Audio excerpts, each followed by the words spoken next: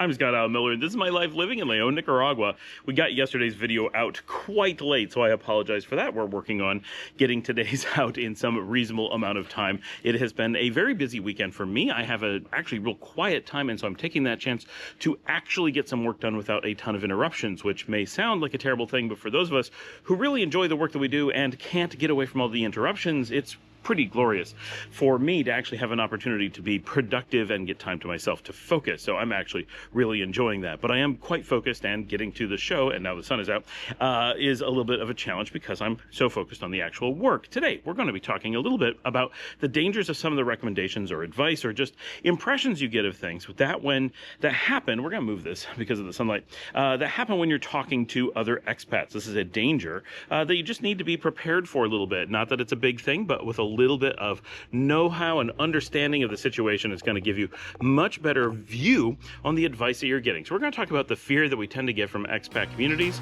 right after the bump.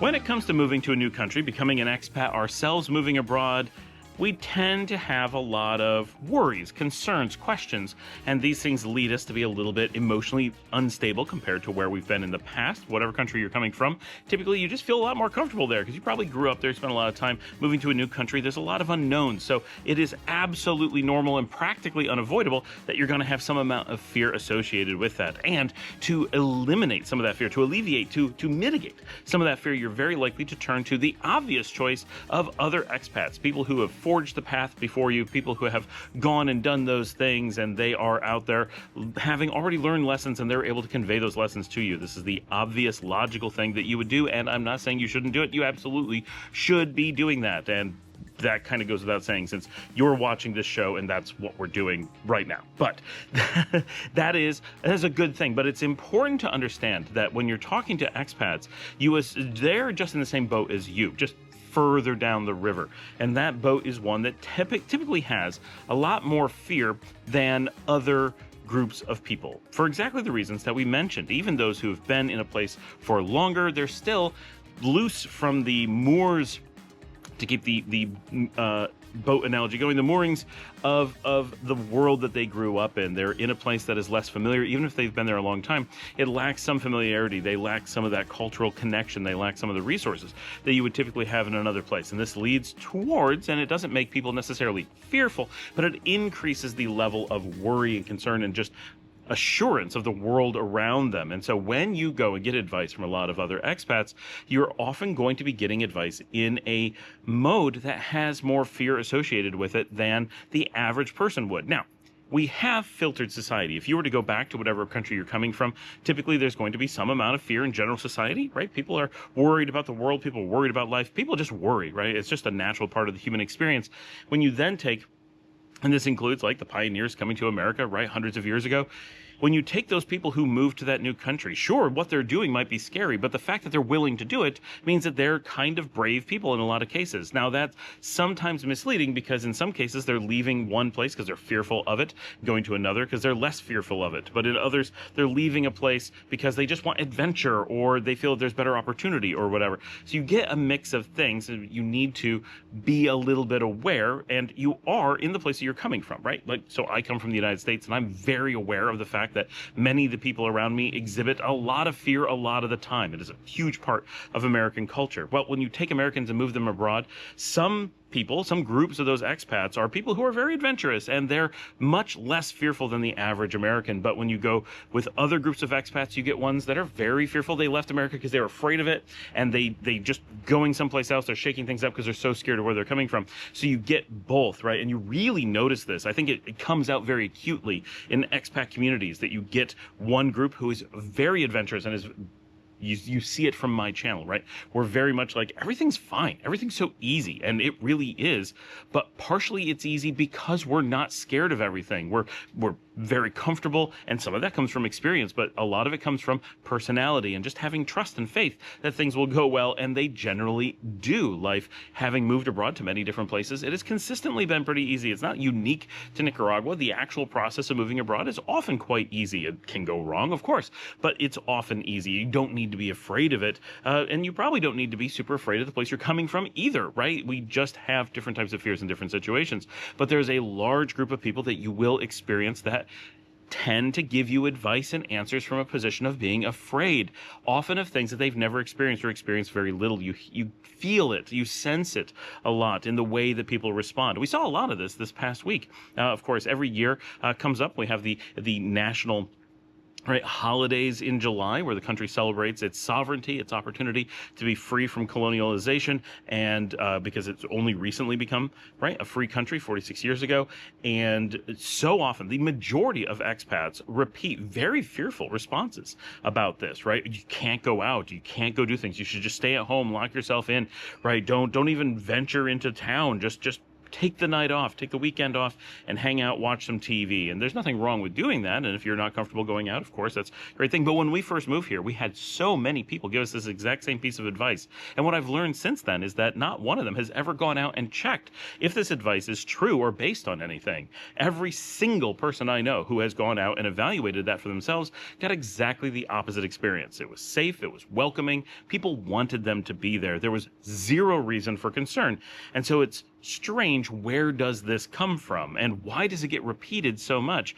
But when you take a community that doesn't have a firm rooting in reality, they don't have access to a ton of resources, often one person claiming to be a resource, and in some cases they are. This may be someone who 20 years ago went somewhere, had a bad experience, and then tells other people, well, I had a bad experience. And it's like, the telephone game. The first person says, I had a bad experience. Second person says, I know someone who had a bad experience. The third person says, well, lots of people have told me they've had bad experiences. Sometimes you get a fourth person who's talked to multiple of those first people, and they're like, everyone says, and pretty soon you have this group of people who are all repeating misinformation, because even the first person may not have said that. They said something that got mistranslated to that or retranslated into that. But by the time it's being repeated, you may have 20, 30, or 1,000 people all giving the same story, but it's all based off of hearsay from one person, and that bad experience wasn't even the thing that they were describing. They misinterpreted it, right? They had a car accident. We hear this a lot, right? Oh, every time I get stopped by the police, they're going to shake you down. You get people who say every single time you stop by the police, you get shaken down. Yet you talk to people who've been here for years, get stopped by the police multiple times in a day, and they're like, I've never been shaken down. What are you talking about? And then you find out that that person, one, is not actually having those problems, and two, when they have had those problems, if you get them to talk about it, pretty quickly they start explaining that, well, they actually broke the law and they actually got a ticket, and they just consider the law to be shaking them down. They consider all actions of them breaking the law and getting caught, they call being shaken down, which is an incredibly misleading, to the point of just being complete straight up falsification. And then when you repeat it to other people, you start getting people who are like, oh, I'm really scared of driving because of these stories I've heard. And they're just one or two people who are rewording reality into a way that paints themselves into a better light. They don't really want to admit that they're breaking the law on a regular basis and getting caught, and they're angry about getting caught. And so instead of fessing up to speeding or changing lanes when they're not allowed to, or passing in a no passing zone or whatever, not having their proper documentation in the car, instead they're blaming the police for having stopped them in the first place, or claiming to have some rights or whatever that they don't actually have, and being angry about it. And then to the point where they're willing to lie about it, right? And we get a lot of this specific one I've heard many times. Many people feel that that is an area that they can make those claims. And some of it may be based on some historic precedents or something from long ago, and so they think they can get away with it now. And in many cases, they do get away with it, right? There's very little accountability in many cases like that. But so the point of this is, when you are new to a country, any country, but Nicaragua being a great example, because I live here and I see this happen all the time, and you go to expat communities for advice or guidance or just a general picture of things, be aware that very often you are talking to a group of people who they themselves may or may not have a heightened degree of fear, and be relaying to you misinformation or misimpressions of the world around them because they're viewing it through a lens of fear. And very often that they are repeating things that are being shared by other expats out of a sense of fear. And the thing that may happen, like we found with the national anniversary parties and events that go on is that people probably have a small amount of fear. I don't know what the things are. I don't feel confident just showing up. I'm kind of worried about things. I'm not worried. And then when someone gives you this story that feels like, well, how would I don't have any information. To the contrary, this person who's been here makes this claim in a very, firm way. No, you can't go out. It's not safe. You'd be a crazy person to go out. This is just part of your responsibility as being an expat. And you're like, wow, I can't believe there's such an important unwritten rule. Why don't they tell us this anywhere, right? And the reason they're not telling you is because it's not actually a thing. But because they're so adamant, because they don't want to admit that they've been living here for years and don't know basics about safety or things that they're able to do in the country, that they're not integrated to much of any degree. They want to sound confident, and they often have a lot of fear, especially if they haven't integrated, right? We talked about this in the previous episode. This lack of integration that often happens in expat communities, especially when you have enclaves, you have this very apart living. And when you have that, the opportunity and the chances that fear is going to take hold in at least some isolated areas is very likely, because you don't have that integration, that knowledge, that direct access to information and culture to really be able to determine what is and isn't reality, or what is and isn't plausible or likely. And so without that, you're kind of adrift, and fear is very powerful when you're feeling adrift, both because it promises a kind of anchor, a kind of way to ground yourself, but also when you are adrift, you tend to feel fear, right? When we are lost, when we are unsure of our surroundings, we naturally become afraid. So fear becomes our natural reaction. And so these things feed on each other, and it's not intentional, right? We're not talking about someone who went out and designed something to be this way. We're talking about the natural processes by which moving to a new country is likely to put you into a position of fear. It's likely to cause you to need to turn to other groups of people for advice and guidance, and those people very likely are in the process of going through some level of that same fearful reaction. And so there is a tendency towards this feedback loop of fear that we need to watch out for a lot as expats. And this is part of our responsibility of moving to a new place, is using common sense, thinking outside the box, paying attention to our environment, thinking about what is plausible, what's likely, observing and collecting our own information. Yes, going to other expats. Yes, getting their experiences, their guidance, and so forth. But also remember to test that, to think critically about that, and say, is this really applicable? Are there, ask them their reasons, right? Just like with the police stops. Once I started asking those people, then pretty soon they started admitting that the thing that they said was false. When people say, oh, it's, I recommend not doing this thing, and you dig into why do you think you shouldn't do that thing? And then it turns out they have potentially a good reason, but a reason that is very personal to them, right? It might be you really hate driving, and the reason you don't want to go do a thing, well, it requires a little bit of driving. And so they say things like, well, going bowling, it's just not worth it. Don't bother going bowling. And you're like, oh, bowling here must be terrible or just dangerous or something. And it turns out, no, it's too far away, and I don't want to drive. I don't like bowling that much, and I don't want to drive there. And so that's the kind of recommendation you get. And you're like, wait, what I needed to know was, how good is the bowling? Is it safe? And how far is it?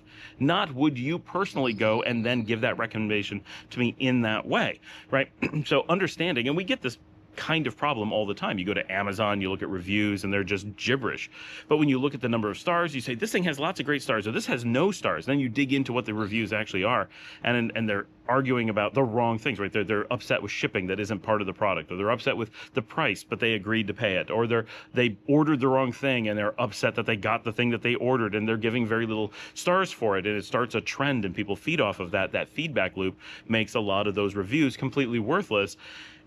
We see this happen in normal everyday life. So that it happens when you become an expat and you try to get information from questionable sources, because that's what other expats are. They're very questionable sources. You don't have time to evaluate those people under situations or under context where you have a very high degree of evaluation capability of their opinions of things. So you're starting from a point where you're getting very verifiable opinions from them and hoping that they're going to give you guidance. And it may, but you you need to consider that these are not verified sources in most cases, and you have a lot of them who often are feeding off of each other and often come from the same source themselves. Just like what we found, that there was probably one or two people, and we find this quite a lot, that there's some rumor or story or just general movement that goes on, and it turns out there's like one person who said this long ago, and everyone's referencing that same story, and they're referencing it to each other, but they don't know who said it, so everyone kind of feels like it's a second or third or fourth occurrence, and it's one person one time, and we haven't even verified if that one time was true. So one person spreading a rumor can go a long way in communities like this. We see this all over the world. This is not unique to Nicaragua. It's not unique to Americans abroad or anything of the sort. It is a general thing, and just something to be aware of when you're contextualizing your conversations and your interactions with other expats, that be aware you are going to be feeling a little bit fearful because you're going through a life change, just the nature of being in a new country. They too are going through life changes. Maybe they've done it before you, but they're still going through those changes. They still have a heightened level of fear compared to what they would be doing if they hadn't moved. They may be thrilled with their move because they're generally happier, but they still have these pieces of life that are scarier than they would be if they had just stayed where they were comfortable. That creates gaps in knowledge, gaps in the ability to verify, a reliance on other people's stories in ways that we don't normally experience in life in the same way. There's so many things, if you're in your home country, you would just go experience them. You would never stop and say, can I do this? Should I do this? How do you do this? You wouldn't worry about those things. Being in a new country feels like you need to evaluate all those things, and maybe you do, but your ability to evaluate them, the way that you would just take someone's word on it, is very different. And so it can lead to this feedback loop of fear.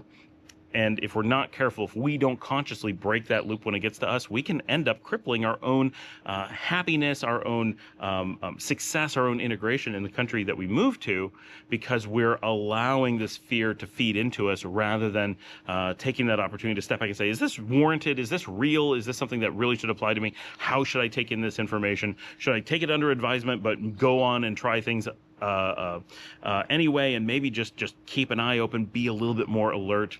Absolutely.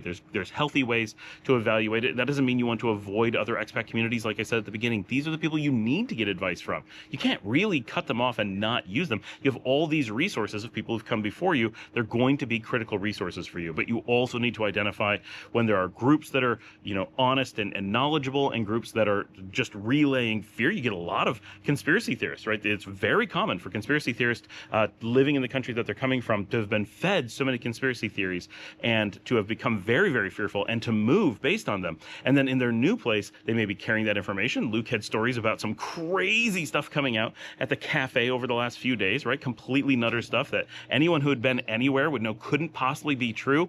And yet this person is so delusional that they're repeating that like giant cities are being built in Nicaragua and they're like invisible and no one can see them. What? That's crazy, but those things get repeated. Well, with those people, if you don't realize you're talking to someone who believes big invisible cities are being built on the coast that we're all just overlooking and not talking about, if you go to them for other bits of advice, you can get some really wacky advice that may not make even any sense, let alone be incorrect, right? Because there is such a tendency for those people to want to move based on those bizarre beliefs that they end up in the country that they're coming from. Then they move to one kind of at random in many cases. Those interactions continue, right? And so you may be exposed to people giving you some really wild advice. And because it's much more difficult as an expat to identify when someone is saying something completely crazy about the place that you're new to, and very hard for you to go out and verify those things, or to go find another resource that says, well, no, that's just crazy, right? You may not have all those pieces that you are used to having, and so it makes you much more susceptible to those kinds of bits of feedback. And so being aware that that is likely to happen, being aware that that's something you have to watch out for, being aware that their emotional state and your emotional state are going to lead to this feedback loop, even if you're not feeling scared, chances are it's deep down in there somewhere that there's a little bit of it, right? And don't be ashamed of it. We're all a little bit scared. Even me, having lived in 8 countries, been here for over 5 years, like 10 years in total. I'm really comfortable. I love it here. Very integrated. I speak the language. I still have some disconnected from my home culture feelings. I still have some feeling adrift. I still have some worries, and a lot of them are irrational. Some of them are rational. A lot of them are just crazy. But we're all a little bit crazy, especially when we're doing something that involves a lot of life change. We're uprooting ourselves. you're going to have that I'm adrift and that makes me scared feeling. Learning to rationally deal with that is a really powerful tool to making your life better, not just keeping you safer, but also giving you better opportunities, helping your life be cheaper and so forth, because you're not going to be misled, and good information is what empowers you to have a good life. Thanks for joining me. Like and subscribe. If you'd like to help support the channel, you can buy me a coffee at buymeacoffee.com/ScottAlMiller. Watch another episode, share on social media, tell someone about the show, get down in the show notes and check out all the information we have in there. Leave a question or a comment down in the comment section, and I will see all of you tomorrow.